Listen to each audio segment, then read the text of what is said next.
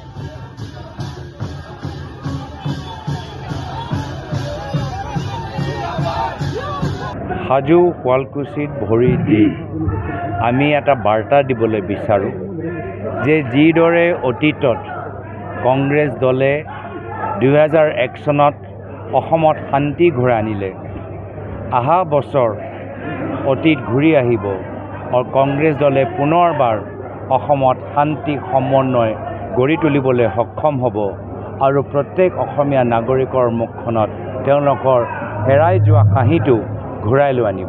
মুখ্যমন্ত্ৰী হ'ল ৰাজনৈতিক হিন্দু, আমি হ'লোঁ প্ৰকৃত হিন্দু। প্ৰকৃত হিন্দু প্ৰত্যেক ধৰ্মক সন্মান কৰে। ময়ো এজন হিন্দু, কিন্তু মই প্ৰত্যেক ধৰ্মক সন্মান কৰোঁ। মন্দিৰ, মছজিদ, গীৰ্জাঘৰ, গুৰুদ্বাৰা পবিত্ৰতা আমি ৰক্ষা কৰিবলৈ বিচাৰোঁ। কোনো প্ৰকৃত হিন্দু মই ভাবোঁ এনেধৰণৰ নিম্ন কথা ক'ব নোৱাৰে। আমি বিচাৰোঁ যে ONGCয়ে প্ৰত্যেক আমাৰ পৰিয়ালবৰ্গ যিসকলৰ ক্ষতি হৈছে, মই নিজৰ ফালৰ পৰা দাবী জনাইছোঁ যে প্ৰত্যেক পৰিয়ালৰ তেওঁলোকে মিনিমাম ন্যূনতম 40,000 50,000 টকাকৈ তেওঁলোকক দিব লাগে। লগে লগে স্থানীয় যে এটা প্ৰাইভেট কোম্পানীক গোটেই কামৰ দায়িত্ব দিয়া গৈছিল, সেই কোম্পানীৰ ওপৰতো তদন্ত হ'ব লাগে।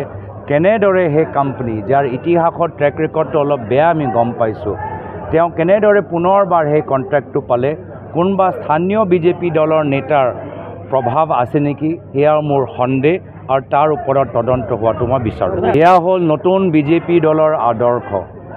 চৰকাৰী আঁচনিৰ পৰা সাধাৰণ জনতাক বঞ্চিত কৰি নিজৰ পৰিবাৰক তেওঁলোকে তালিকাত বঢ়াইছে। আজি প্ৰধানমন্ত্ৰী মোদী ডাঙৰীয়াই কয় আত্মনিৰ্ভৰ হ'বলৈ, তো আমাৰ মুখ্যমন্ত্ৰীৰ মন্ত্ৰী পৰিবাৰ CTC আৰু অৰ্থডক্স চাহৰ অপূৰ্ব সংমিশ্ৰণ দিহিং পাটকাই চাহ। ইয়াৰ প্ৰতিটো চুমুকত আছে আমেজ ভৰা সতেজতা। সেয়েহে মোৰ একমাত্ৰ চইচ দিহিং পাটকাই কৰক চাই। অসম আৰু অসমীয়াৰ গৌৰৱ। আপোনাৰ দিনটো সতেজ কৰক দিহিং পাটকাই চাহেৰে। চৰকাৰী আঁচনিৰ ওপৰত কিয় নিৰ্ভৰ? যদি কিবা ব্যৱসায় তেওঁলোকে চলাবলৈ বিচাৰে, তেওঁলোকে ব্যক্তিগত বেংকৰ পৰা টকা লওক, লোন লওক। চৰকাৰী আঁচনি হ'ল জনসাধাৰণৰ বাবে। জনসাধাৰণে নিজৰ টেক্সৰ পইচা, GST পইচা, ইনকাম টেক্সৰ পইচা দি ৰাইজৰ উপাৰ্জনৰ বাবে চৰকাৰী আঁচনি বিচাৰে। কিন্তু এয়া হ'ল নতুন বিজেপিৰ পৰম্পৰা। ৰাইজৰ পৰা টেক্স ল'ব, চৰকাৰী আঁচনি ঘোষণা কৰিব আৰু তাৰপিছত নিজৰ পৰিবাৰৰ সদস্যসকলক এই গোটেই আঁচনি মুনাফা বা লাভ তেওঁলোকক দিব। মুখ্যমন্ত্ৰীগৰাকীয়ে উজনি অসম যথেষ্ট ভ্ৰমণ কৰিছে, তেওঁলোকে ভয় খাইছে নেকি আপুনি? তেওঁলোকে ৰাইজৰ পৰা ভয় খাইছে বা ৰাইজৰ পৰা ভয় কৰিছে। কংগ্ৰেছ দলৰ উত্থান চাই তেওঁলোকে ৰাইজৰ পৰা ভয় কৰিছে, যিহেতু জানে যে পৰৱৰ্তী দিনত এটা তেওঁলোকৰ কেলেংকাৰী যে টকাৰ এটা পইচাৰ হিচাপ ৰাইজক দিব লাগিব। ক'ত তেওঁলোকে মাটি অবৈধভাৱে লৈছে সেইখিনিও হিচাপ ৰাইজক দিব লাগিব। আৰু যেনেকৈ আমি এটা বজাইছোঁ, তাত এটা লাইন খুব ভাল লাগে যে ৰাইজে এবাৰ মজা দিব।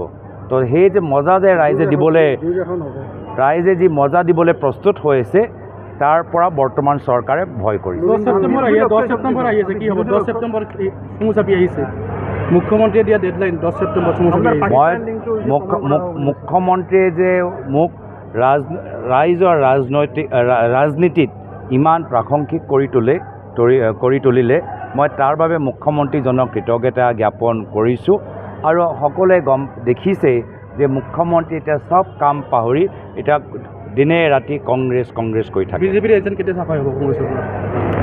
বিজেপি যে বেমাৰী লাহে লাহে আমি এই ভাইৰাছটো লাহে আমি শেষ কৰি দিম। যোৱাকালি প্ৰায় 12 ঘণ্টা আমি দলৰ সতীৰ্থসকলৰ লগত আমি আলোচনা কৰিলোঁ। তৃণমূল কৰ্মীখিনি যিখিনি পৰামৰ্শ আমাক দিছে আখৰে আমি পালন কৰিবলৈ চেষ্টা কৰিম।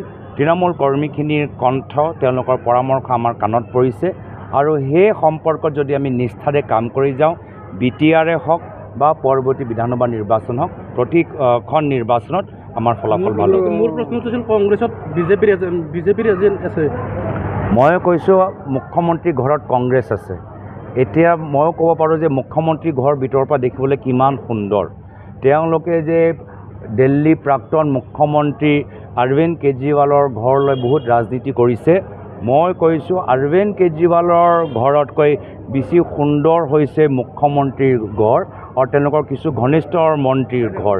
তেওঁলোকে সেই ঘৰৰ যে ইমান সুন্দৰ কৰিলে সৌন্দৰ্য যে আনিবলৈ সক্ষম হ'ল সেই টকা পইচা কাৰ নিজৰ নে ৰাইজৰ সেইখিনি কথা আমি জানিবলৈ বিচাৰোঁ। এজন মুখ্যমন্ত্ৰী তাতে আছে, কংগ্ৰেছ আছে মুখ্যমন্ত্ৰীৰ ঘৰত। মই সেইটোৱে ক'বলৈ বিচাৰিছোঁ। হ'ল বহুত কথা ক'লোঁ দেই। ধন্যবাদ। Thank U.